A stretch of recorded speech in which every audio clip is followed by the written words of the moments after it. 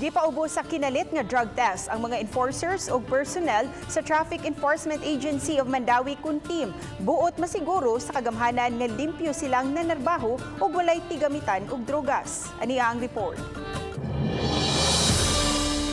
Gitigom ang mga personnel sa team alang sa usa ka meeting sa ilang opisina. Apan human niini, gipahibaw nga mapaubos sila sa kinalit nga drug testing. Nagpaabot na ang mga personnel sa City Anti-Drug Abuse Office kun Kadak aron mo administer niini.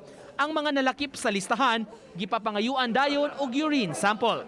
Kinahanglan ang mga personnel sa team free from drugs kay lison man kung kanang kuan siya naa siya sa drugs no niya naa siya dan kuyaw kayo. Sa kinatibukan may 244 ka mga enforcers ug personnel sa team.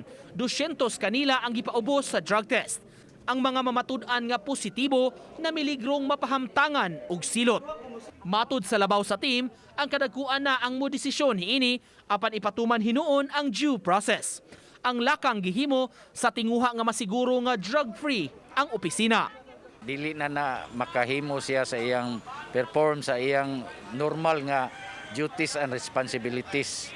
So para makuan ang Mandawi City nga ang team department morning surprise drug test nga gihimo nato. Uban ni June Solon, Nico Sereno, Balitang Bisdak.